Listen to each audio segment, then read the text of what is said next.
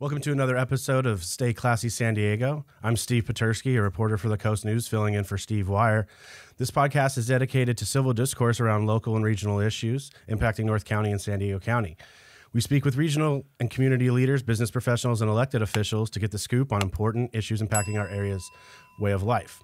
In addition, I'd like to thank our sponsors, Max Lux Media, especially Ron and Sean, who have been incredible to work with, and Barn Time Productions for bringing this podcast to life. In today's episode, my esteemed guests and I will be discussing the economy, the state's projected budget deficit, and how those factors may or will impact our region from an economic development and municipal government perspective. Now I'd like to introduce my guests and welcome Eric Bruwald, CEO of the San Diego North Economic Development Council, and former Carlsbad Mayor Matt Hall.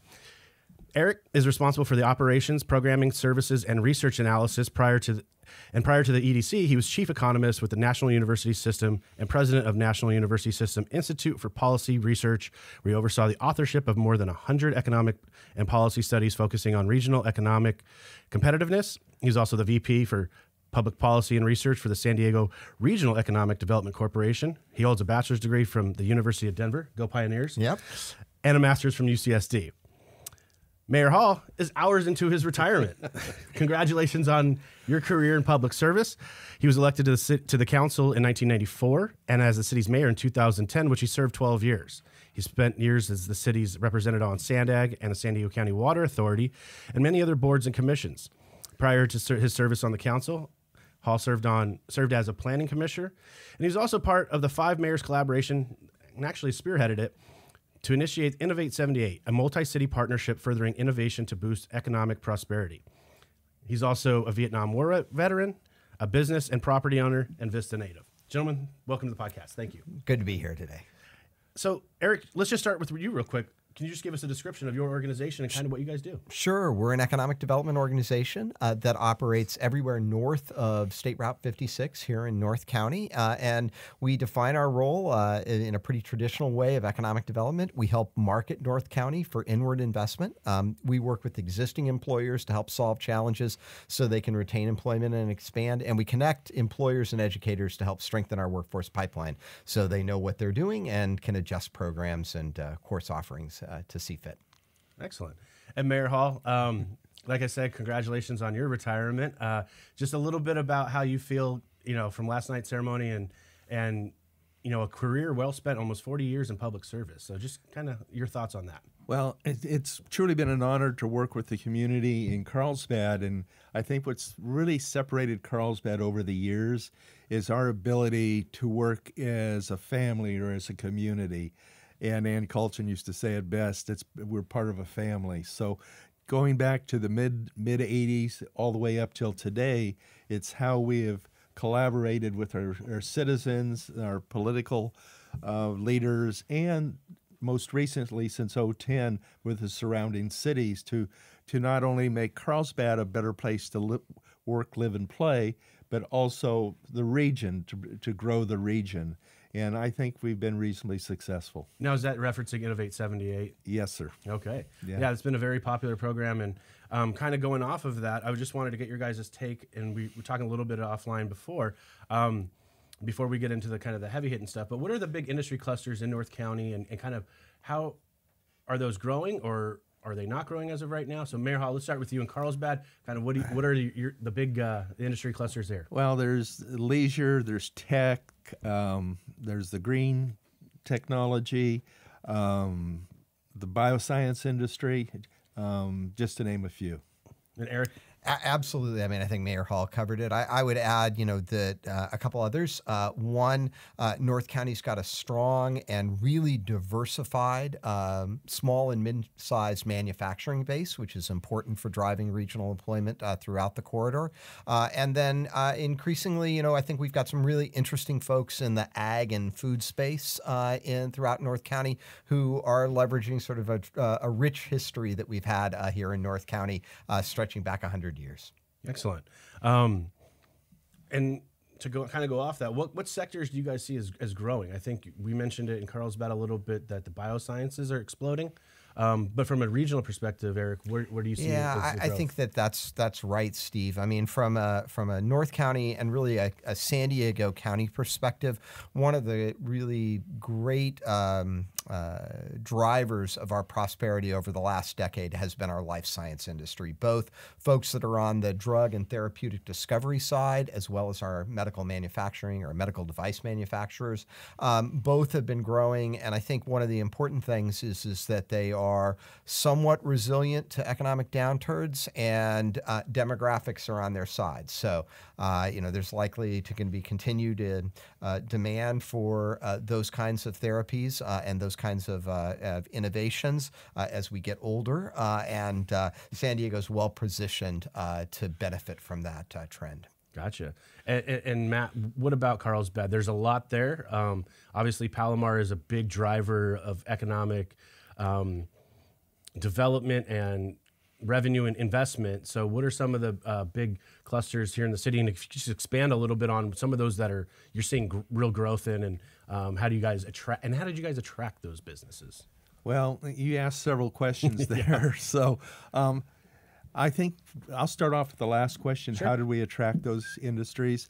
I think one of the things that was setting high standards, having good quality infrastructure, having a community that was desirable for people to live, work, live, and play. And I think those were the driving factors. And to dive just a little bit deeper, that really began, like I say, back in the mid-'80s when we actually created a growth cap, and at the same time created a growth management plan that set standards and set up the financing of how we were going to build our city. And if Carlsbad erred in any way, it was we probably overbuilt or over-designed our business sector, with the understanding that the business sector is really the driving force of any economy. And thinking 20, 30 years ahead, we really worked hard with our business community to try and make it as desirable as possible. Right. And I mean, I think it's either, according to Sandag, the second or third biggest job cluster in the county. And so that's got to be something that, the city takes pride in and continues to strive and grow, especially in these kind of uncertain times. So, over your last year or so, what were some of the things that you guys were able to do to kind of maybe reinforce some of those industries or businesses? So as we said before, we have a population of about 114,000. And we have somewhere, give or take, around 80,000 jobs in the city of Carlsbad. So one of the things that we became aware of, and I'm going to go back maybe 10 years, was like Viasat. And when I first sat down with Viasat, and Ted Owen was on the chamber then, Viasat was looking to expand, but because of the challenges of the state of California and not being the best place to maybe grow a big business, they were thinking of moving to Denver, Texas, or perhaps Georgia. Right. And so we built a real close working relationship with them. And so a project that would normally take 2 years, we turned it in 8 months. So it was how you build those partnerships, relationships. So that first building was about 150,000 square feet. That led to a future expansion of a second building of 400,000 square feet. Right. And today they're one of the largest employers in the city of Carlsbad. So that's just one example of how you work with your industries. Right. I remember when they bought that property across the street from there, and they expanded that campus. And I mean, I think they pretty much doubled their workforce in those years as well, from 2,000 to 4,000 just locally. Yeah. And so, Eric, I would just like to, kind of piggyback off that from your perspective. How important is it for you with those relationships that like Matt was talking about? Absolutely. I mean, I think one of the really, core competitive advantages that all of North County has is that we've got 5 what I call mid-sized cities. And so that provides them really the opportunity to provide basically concierge level service for their economic development activities. So to work with individual businesses to help solve challenges that they have, have and move forward. I'd like to also just pick up on one thing that the mayor said. I think another key competitive advantage that we have is North County's quality of life. And, we have the municipal side, sort of an economic development partnership, but I think the third leg of that stool is a really excellent K-12 educational system in many of our districts. We know that talent attraction is the number 1, 2, and 3 challenge for growing and value-added employers in any city, in any region, and we really benefit from some great quality school districts that provide, kind of what employees are looking for when they seek out employment opportunities. But not even add on to that too. You have, Cal State San Marcos. You have 2 community colleges as well. So there is an additional pipeline in this region that must be a benefit. Absolutely. I mean, our higher education system, I think, is really attuned to the notion of workforce development and serving the needs of local industry that we have. And just kind of go back a little bit to the 5 cities. Matt, we talked about this a little bit last night, but how important is it, and we'll start with you, to have those relationships with other cities as well, in addition to organizations like Eric's, to retain, those businesses that might be thinking of leaving? Because I think that was one of the points of Innovate 78 in this collaboration. And as Eric said, we were mid-sized businesses or mid-sized cities. And so there is no one city that has everything. So in partnering, and first let me go back to a little bit 08, 09, 010. Sure. The mayors then used to be very competitive. All great cities. I was born and raised in Vista, so I have some heart for Vista also. But they were very competitive. So they were always trying to draw business from one city to the next. When we created Innovate 78 in 010, our focus between the 5 cities was to keep jobs here in North County, whatever that took. If it meant a business wanted to move to Vista, we all supported that, or back and forth. We just didn't want them to leave the state of California. So we formed this really tight network, Innovate 78, to try and maintain jobs in North County.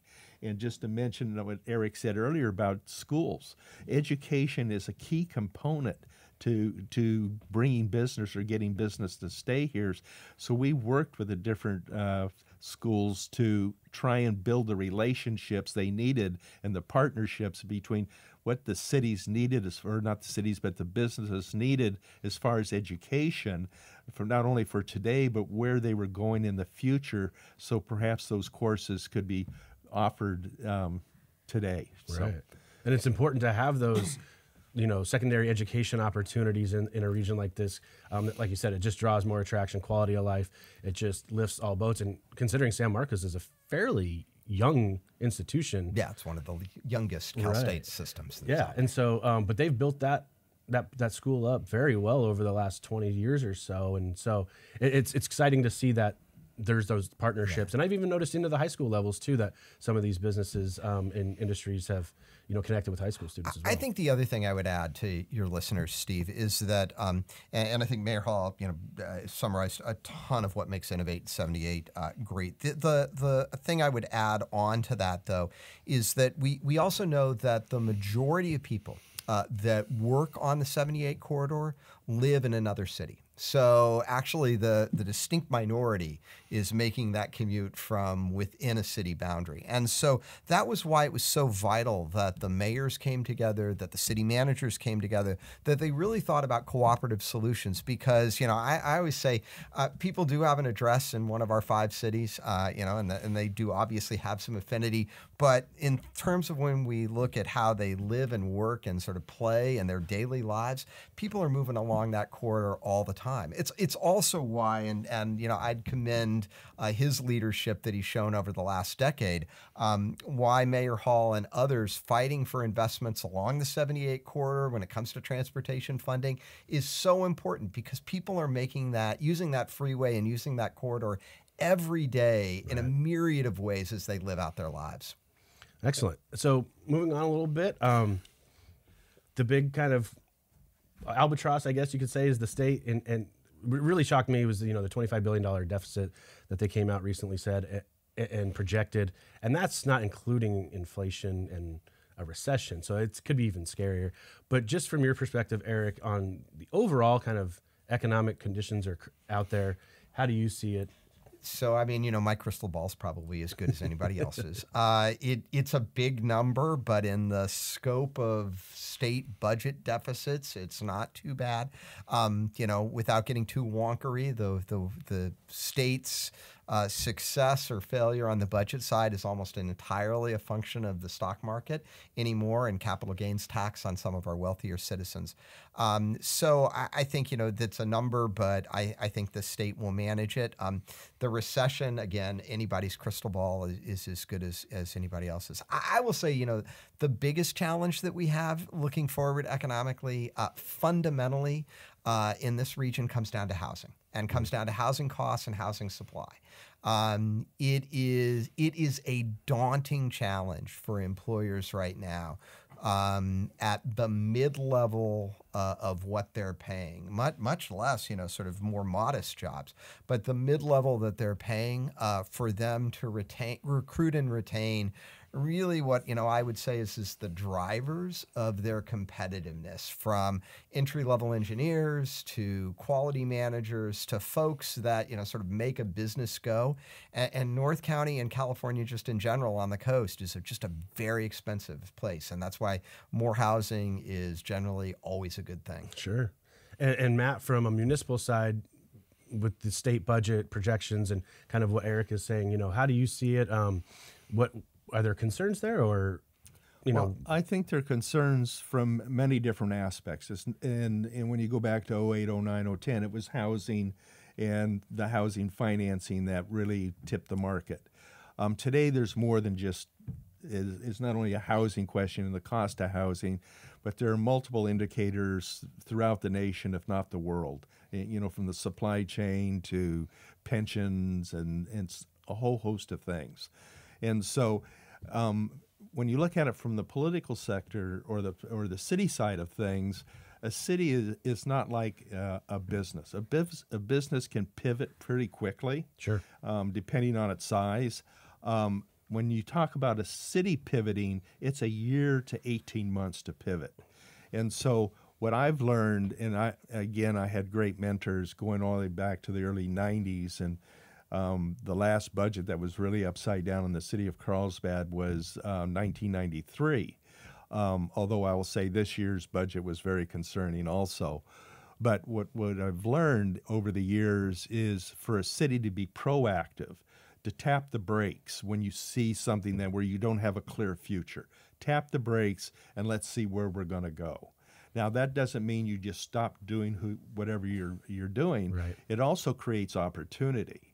And so I can remember we were trying to build the Dove Library back in the early 90s, and we had the money to build it, but we didn't have the money to operate it. We hit the pause button, and in a couple of years' time, technology changed, and we were able to incorporate and redesign that library during the down years to build a facility that was much, much nicer than what we originally designed. In 08, 09, 010, one of the things we were working on was a city park, Alga Norte Park. And again, we spent those years designing it, and then we wanted to build a swim complex. Right. We added a swim complex. So a project that was about $50 million in 07, 08, when we pulled the trigger on it, fully designed, we were ready to go. In 2011, we built it for $37 million because we hit the market at the right time. So it doesn't mean that you do not keep planning. You always want to keep planning for the future, but it affords you an opportunities or through the years to do things like that. Sure. And we have many examples of how that's worked for us. I would say one thing, though, Stephen, and I think, that's, I think Mayor Hall, absolutely. I mean, I think one of the great things about our cities is that they have been fiscally prudent and built reserves and really thought, strongly about being good stewards of taxpayer dollars. North County, I think, is in reasonably good position, depending upon how significant the slowdown is and whether we have a slowdown. We're not as exposed to certain business clusters that were highly interest rate dependent.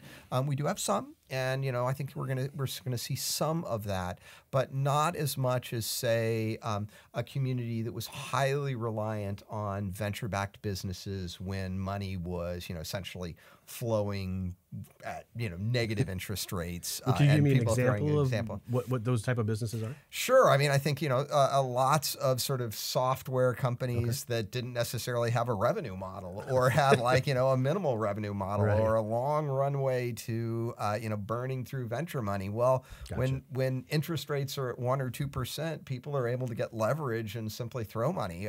At 7 or 8%, finance is a lot more concerned about business models and cash flow and how people are actually going to show net positive revenue.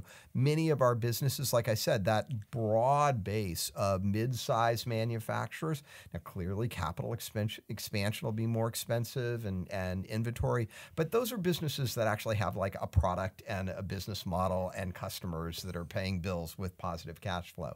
Our life science industry similarly positioned in that way. So, and then I think the third thing, and again a critical driver for municipal revenue, is while we have some hotels that are business and meeting kind of dependent, much more of our hospitality industry is leisure driven, and that side of the industry has come back from COVID, actually come back stronger Right. compared to, say, for example, the big downtown convention hotels in the city of San Diego that still are running at fairly low vacancy rates and fairly low RevPAR, because people just, I think there's a fundamental change right now in business travel and sort of investment in that, as people are finding, I don't need to go do certain things. I can do them on Zoom. Right, exactly. I mean, we had a fundamental change, I think, in society and the way we work and how we operate because of the pandemic. And so that seems to maybe be catching up in some ways too with some of these industries, or how do you see that? I just think so. Yeah. I mean, whereas before you might send out a sales team to go play a call on either an existing customer or a potential customer, you'll still do some of that, but everybody's happier if you block off an hour and a half and do it over Zoom if you have an existing relationship with people. And I think that's impacted business. We know it's impacted business travel in terms of the airlines. Sure. When we know it's impacting RevPAR. And again, North County is better positioned just because of how strong they call it our drive market for leisure. And that's basically, if you look at leisure travel in North County, it's pretty much where people can make a drive within a day. So it's that Arizona, Nevada, greater Southern California, who are coming down to spend, a wonderful time in the village of Carlsbad and enjoy our beaches and community assets. Right. I mean, I just get always a little bit nervous. I grew up in Vegas, so I know what leisure does, and a tourism-based economy is. Granted, out here is a lot more diverse than where I've lived, at least growing up in that, and then moving back to Nevada in 2009, seeing the destruction of what happened, especially on the housing side. I mean, they were leading the country in foreclosures for years. So I just guess maybe I'm just a little hesitant and just a little bit, PTSD from that. Vegas is a world to its right. own. Yeah. But you guys also mentioned, you guys also talk about some housing, and that's always a big thing. And so just from a city perspective, Matt, and how that plays into economic development and workforce. I mean, we hear from the council all the time, housing. Your thoughts on where that's headed, where it's going, and just the importance of it for the next 10, 20, 30 years? I mean, that's an excellent question, because every city is unique unto itself and who they are and what they want to be. And so when you think of the coastal cities aren't looking for a big growth spurt. And to a great extent, they're already built out. Carlsbad probably still has, in developable land, depending on what density it gets assigned, it's R1 today, but under the new California rules, it could be different. But we probably have 2,500 units we could still build out in the Sunny Creek area. Okay. And then, of course, we can intensify some of the stuff, in the older part of the community. Now, when I say that, that isn't necessarily what the community wants. Right. So therein lies the challenge. When you go back and you talk from a regional aspect and what Sandag was talking about in their 5 big moves, they were wanting to create, real intense density in and around all the rail stops or the transit stops, like out at our shops of Carlsbad. Right. And so I don't think Encinitas, Solana Beach, and Del Mar, because they were supporting Sandag in their 5 big moves. Sure. And I kept been talking with the mayors. I kept saying, that sounds good. That's something we all might want to do. But do you understand what that means to each one of your communities in talking 3 to 4 stories in a very dense area around these different train stops? And so therein lies a community conversation. The other thing that I think is quite interesting is the supervisors and them wanting to move all the density west of 15. Oh, wow, okay. And so that creates other challenges, not only to the property owners east of 15 and what they may or may not want to do with their land, but it puts a bigger burden on the coastal areas. Sure. So this is going to be quite the conversation over the next few years. Well, and west of the 5, I would think, and I'll let you get it, and I'll let you hop in here too, Eric. That would seem to be more intense infill development versus east of the 15. So Eric, just kind of your take on the housing. So this is where we have sort of the different hats we have to wear and the perspectives. So I don't have the joy, that was my air quotes on the podcast, of sitting there on the dais during an 8-hour city council meeting with residents expressing their views about the project next door. Here's the from an economic development standpoint. Here's the perspective, right? Which is that we know that the entry level home in San Diego County, now understanding mortgage rates are high where they are right now, but the entry level home in San Diego County, you basically need to make about $155,000 to qualify for the mortgage. And a kind of, again, I'll put it right in that place, right? So a mid-level kind of folks that operate kind of on the quality or in the environmental side of a manufacturer, their median wage is about $90,000. Okay, so here's what we're telling until we get our hands around this supply thing, that people in their 20s, 30s, 40s, maybe even older, unless they have money that's coming from a parent, too bad. Right. You get to be a roommate. Yep. You get to delay your adulthood for as long as it might be, because we choose that existing residents who like 2-story buildings and their dream of what they did when they were listening to the Beach Boys and kind of, California dreaming, that they count more than you do. And that really concerns me, because we hear every day from employers, I can't find these people. And if I can't find these people, I absolutely can't grow in Southern California. And I don't know if we can stay in Southern California because of the challenges that are out there. We're doing great in building houses for well-paid engineers or scientists that are making $150,000 or $200,000 or $250,000 a year with stock options. But I'm pretty concerned about that chunk of the economy, which really is required for the kind of folks that have driven prosperity for a long time in our region to be able to find housing. So it's the different perspectives. I don't have to deal with those 8-hour council meetings, but it's something that worries me. And then again, what we know is, again, and I think, I guess personally feel this way, is what we know for many of those people is what we do is we kind of exile them to a 90-minute commute to the Inland Empire. Because in the end, people will find a job and find housing. They'll make it work.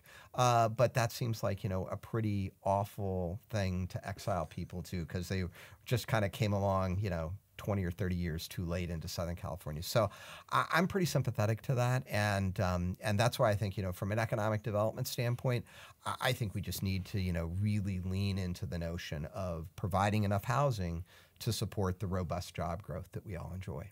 Yeah, and then it's a big challenge. And Matt, you want to go ahead? Well, I just want one other challenge, not to mention how challenging it is to even build a house or a unit today with all the CEQA and all the environmental stuff that you have to go through. But the other challenge is short-term vacation rentals. You can take a home that would rent for, I'll just pick a number, $5,000. If it's a short-term vacation rental, it'll rent for $5,000 a week. Right. And so obviously that house becomes much more valuable. So even though someone might say, "Hey, look what my home is worth," you also have to think about the next generation, like you're saying, and you got to weigh those values. And that's one thing that I've always, what we've tried to do in the city of Carlsbad, we've always had a 15% affordability on everything that we've built to try and have the place for our next generation to start. But I mean, I can remember I bought my first home when I was 21. My daughters bought their first homes before they were 30. I have 2 granddaughters today that's my number one worry is if they want to live in Southern California, how do they get their start? Right. And I think that's very important. It's about family. It shouldn't be about the money aspect of life. It should be about the family aspect of life. Yeah, and I've talked to some people who said, "Well, kids, you're not going to be living here.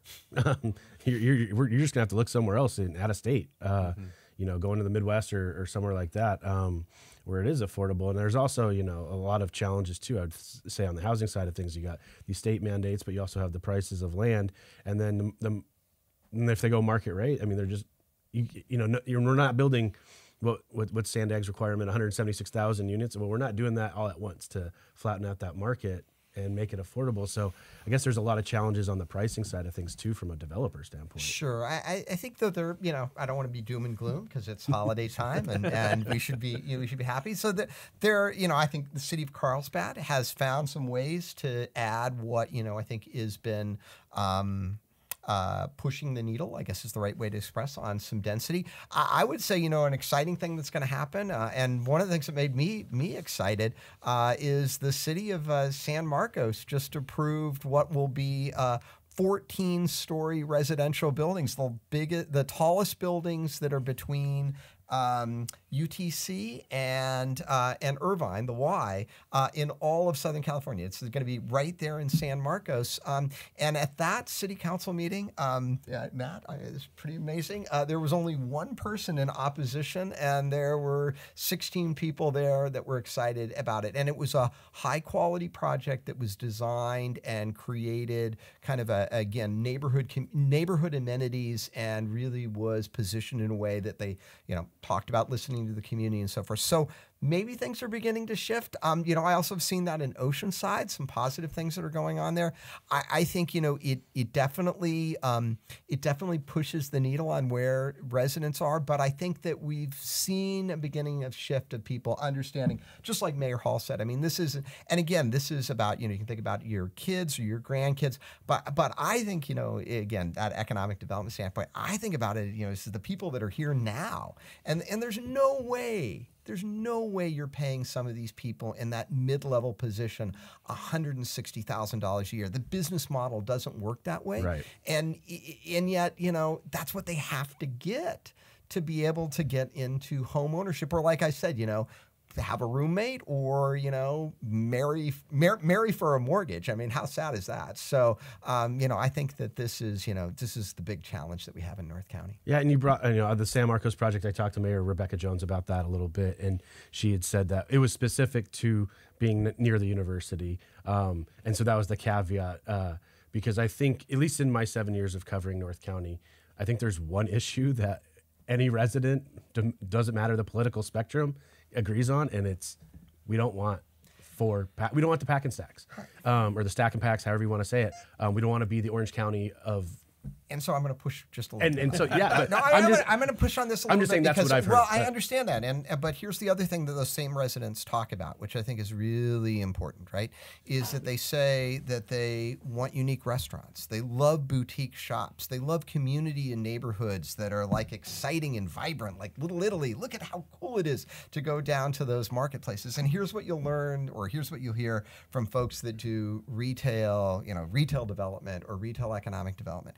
It is simply a function of rooftops and incomes. And you just kind of do a very simple little, put a multiplier in there, and that's where you figure out. Places like the village of Carlsbad have been able to sort of, I won't say buck that trend, but be able to develop that because just really the amazingly high incomes that they can attract from that retail sales area, along with having some destination aspects. But if you go out to communities like Vista, Oceanside, San Marcos, Escondido, places even like Alevenheim, and when you talk to people, well, we don't like housing, but we love all those, sort of retail amenities.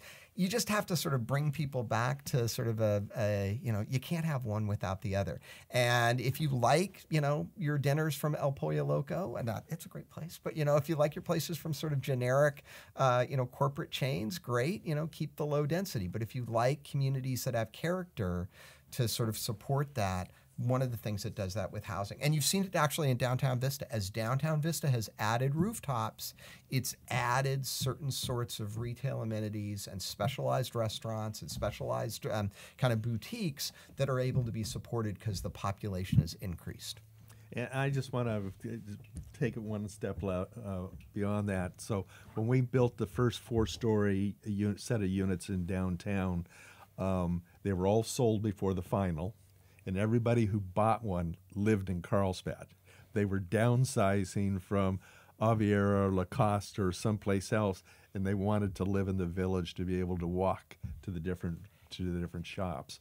I think one of the key factors is when you try to do density in places such as our village, really the design guidelines play a big role because you can have a 2-story building that's not nice, or you can have a 4 or 5-story building that's absolutely gorgeous. Right. So I think the design guidelines play a big factor in that. But I can tell you the demand to live in the village is unbelievable. Yeah, I'd love to live there. Yeah. So going back to what Eric said, it's how you get that blend going and how you get the. Well, I think I think one of you guys brought it up, Oceanside. Right? There's another project that is a 6-story project that's going in. It doesn't look great, at least from the renderings, in my opinion, but it's coming. And then we've seen what they've done with the rooftop bars and the hotels down in the downtown area. And this new project's off Nevada and Ditmar. But I think, or it appears that Oceanside may be the catalyst or what the future of North County looks like. Yeah, I think the transformation of downtown Oceanside's been fantastic. I won't comment about that project, which kind of shook my head. But there's an exciting. To your point but there's an exciting design that's going to go on at the Oceanside Transit Center. NCTD is moving forward on that, and I think the project looks great. Some of the recent renderings. There's a couple other projects that are moving forward that are at a couple other Sprinter stations that I know are going before council before the end of the year. Or even the coaster station in Carlsbad, they want to build. Absolutely. NCTD's move forward on that, and we'll see what comes before the board in terms of the final and negotiations on that. So those projects are, I think, fantastic, and they offer. But I think back to good opportunities to downtown Oceanside. I mean, that transformation again is almost entirely a function of the fact that we've started to add a critical mass of residents. And if people remember 30 years ago, I mean, you wouldn't go to downtown Oceanside, or if you did, it was like, with your Marine buddies and you're going to have fun that night. But now, it's a vibrant downtown that's really working. Yeah, I think the other one that I've watched quite closely is San Marcos and what Rebecca's doing in their Future Creek project. I mean, the opportunities there are unbelievable. Yeah. Yeah, so I guess from both of you guys, maybe it's not more of a sales job on your side, but on the political side, it definitely is. There's other functions in there, so we're seeing like objective design standards, and so I think that was one of the things with Oceanside's newest project is they just check that box off, and it doesn't have to go through a city council or planning commission anymore, which I think a lot of residents don't realize. Like especially if you're calling them, if you're looking at it from the NIMBY perspective, and I don't want anything here, so. Yeah, it's just, there's all these different forces too, right? The state kind of eroding local control, and saying all these smaller cities, have to go up now. There's the transit component with the Sandags Regional Transportation Plan, but I mean, is there a point where you have an overwhelming critical mass to where your infrastructure breaks down as well for these cities? If you're going to add population, if you turn Carlsbad into 400,000 people because you're going 4 stories up and adding 4 4 times the people. I mean, can you handle something like that? Or kind of how do you guys see that? And how does that play into economic development?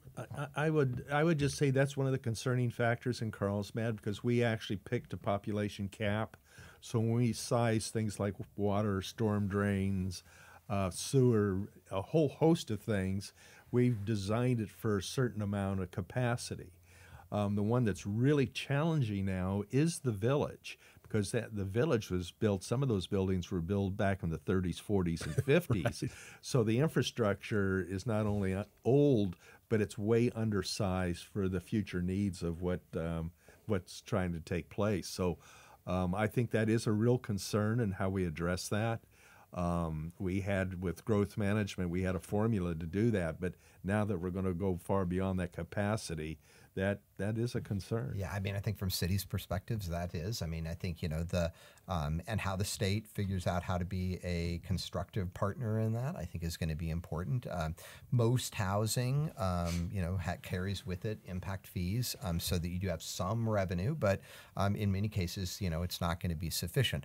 I would say, we're a long ways to getting to Carlsbad to be 400,000 people, and so, I think, that's a bridge to cross when we need to. But I think, from the state's perspective, and I think also then from an economic development perspective, I bore people sometimes. I'm an economist, so I bore people a lot. But I bore people with a conversation to sort of say, we approved a social experiment in California, which is people will drive an unfathomable amount of miles and a ridiculous amount of time on the freeway to live someplace and have a job that they also like someplace. I grew up in the Bay Area, and so it's astounding to me that people are living in the Central Valley or in Sacramento and driving into San Jose every day. But they do it, and they do it because we haven't provided the housing close to where they live, or excuse me, where they work. And that, I think, is, from a state's perspective, they're looking at that and they say, okay, we can either ask coastal communities to build modestly up, or we can expand I-15 to 40 lanes over Rainbow so they can all live in the Inland Empire or in Hemet or further east. And I think from a climate's perspective, I think from a quality of life perspective, I understand why the state is pushing small cities. Again, I don't have to sit at diocese and I don't have to hear the residents, but from a broad perspective, I get it. I think, we also, I don't want to make this only about housing. So sure, I think, that, I think one of the other great things and things that we need to continue to work on is supporting entrepreneurs in North County. Right. And so I think we've done a great job of that. Innovate 78 was clearly and has worked now for a number of years on supporting our startup community, but that's something which we continue to need to do and continue to need to engage them in conversations with cities, with economic development organizations, to really make sure we are meeting the needs of folks that are interested in starting innovative and fast-growing companies. Yeah, and I believe, and I'll get to you real quick, Matt, but the investment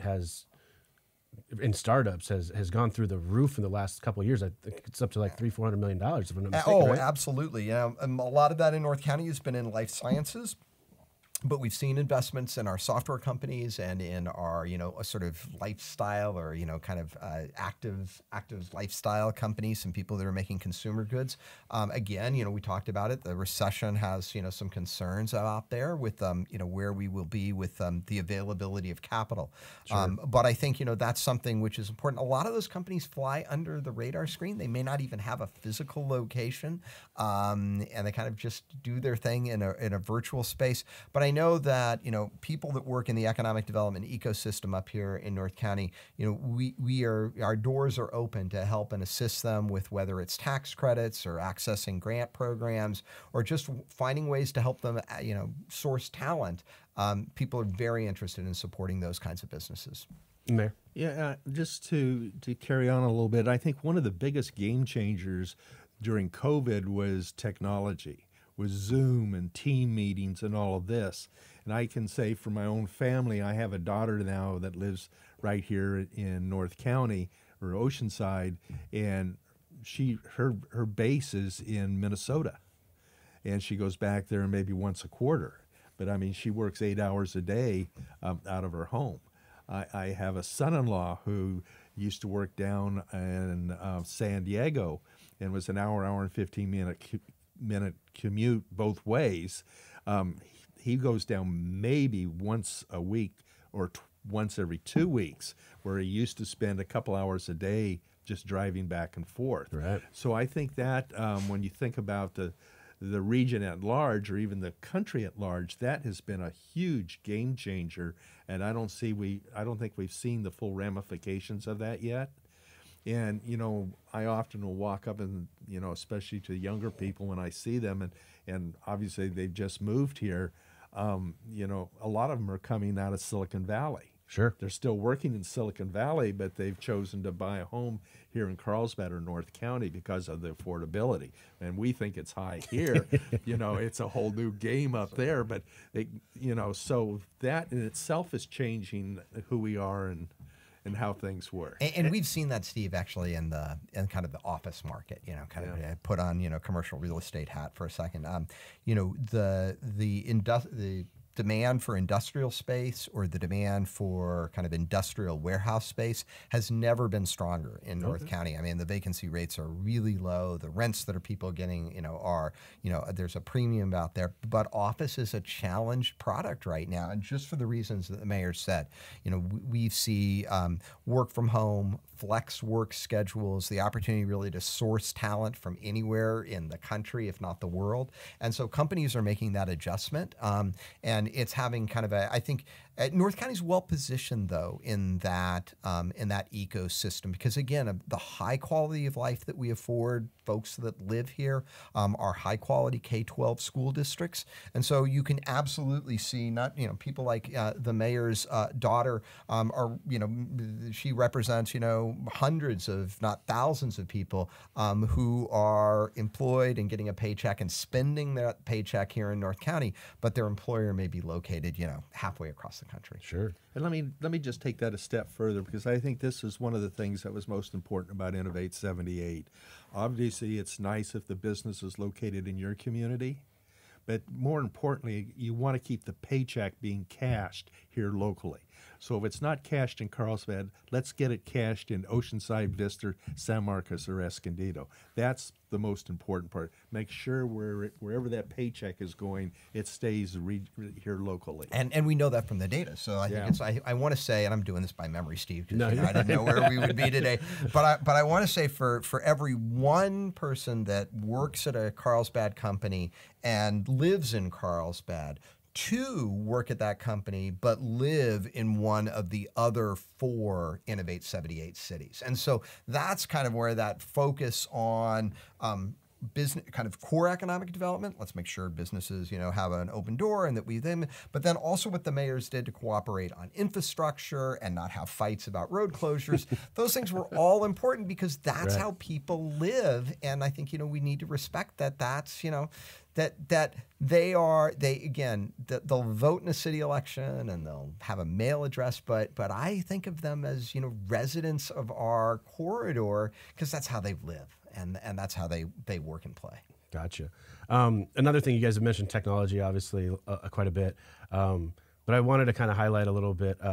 There's been some innovations, let's say like in breweries, where you have kind of incubators and taking that kind of concept into an industry.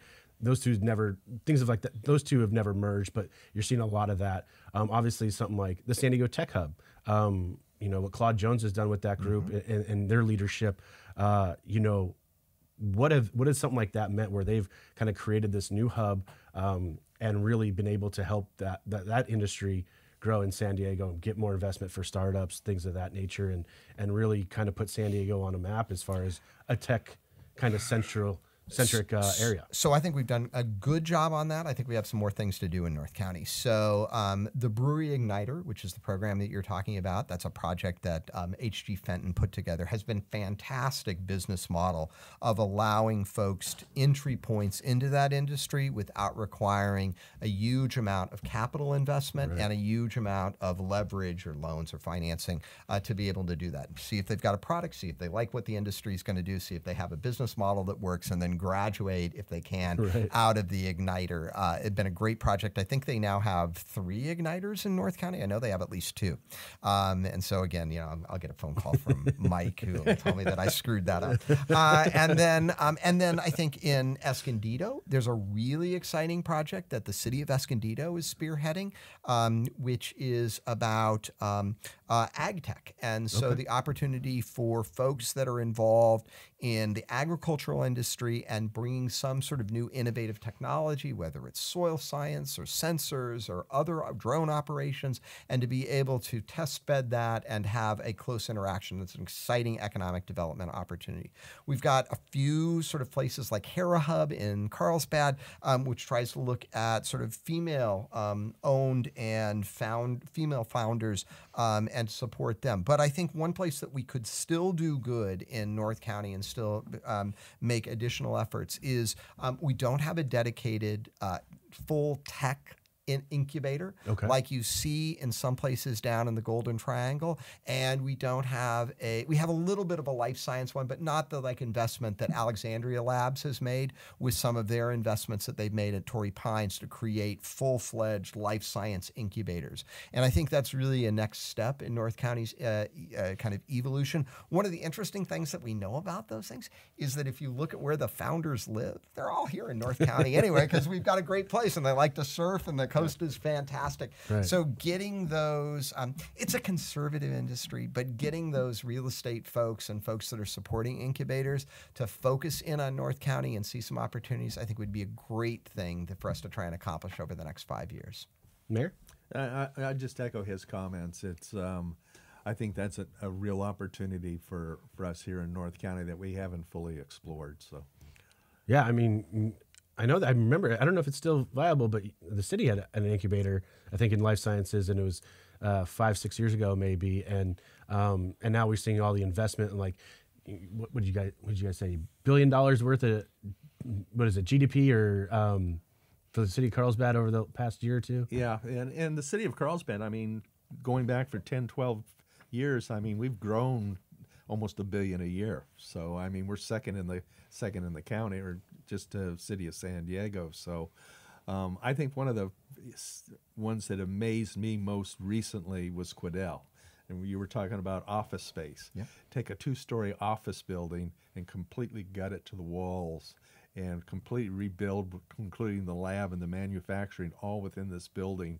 And we turned that in like a year. Oh, wow. So from the design to the build out during COVID. So again, there's been a lot of opportunity, a lot of partnerships, a lot of collaboration to make the sciences work.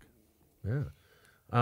I guess I'll just kind of get some closing thoughts from you guys and maybe crystal ball it a little bit, kind of, or a wish list of what do you think, where you think North County is headed, under the current conditions, and maybe expand a little bit more on kind of, like you said, your wish list of incubators or other areas you see that could be strengthened, through the collaboration of the 5 cities or other cities in North County as well. So, I mean, I think my crystal ball says, I'm cautiously optimistic. I think, the economic data this month has been positive that, the Fed's intervention seems to have, tapped down inflation a little bit. We're clearly entering a new phase of sort of global economic growth, and how that plays itself out, I think, no one knows. And so people might want to pontificate, but I think, it's just deeply uncertain. But North County's diversity of economic drivers, you talked about Vegas, we're not a one industry Right. town by any means, is solid. And I think, just broad consumer trends make sense. We've talked, housing is, something which, concerns me. But I think one of the things that I think we talked about incubators. I think another thing that we have to work on, and look, I'm guilty here. 50-something white male, is, North County demographically is changing. And if you look at the demographic forecast for North County over the long term, we will become a majority-minority community. We have, the fastest growing segment of our population are folks in the, Hispanics, of Hispanic origin. And the more that we can get them engaged in civic and political and business life, I think strengthens our region significantly. And I think that, as we've thought about our own organization, that's a priority in terms of going out and recruiting. And I think it is, it's something which I think, is important for building that kind of infrastructure, which is going to be critical for North County's long-term future. I think, those are something there. And I'll add one more, and probably now I'm going to steal the mayor's thunder, so I apologize for this. It is critical that North County work together, and that is both the inland and the coastal part of North County, to ensure fair and smart infrastructure investments for our region. And God bless Sandag. I can't believe I said God bless them. I just sometimes don't know if they they don't come up here.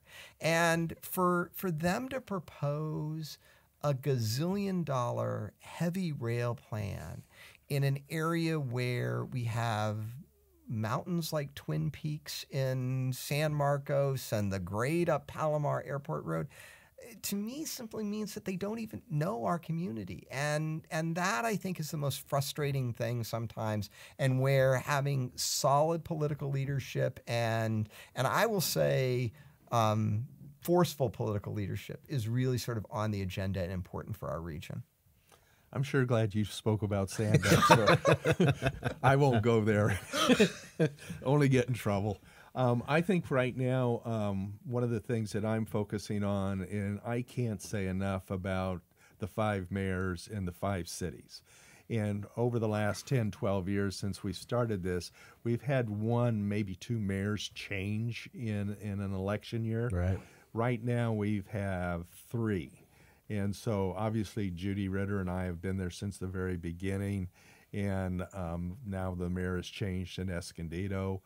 And it takes time to build relationships and collaboration.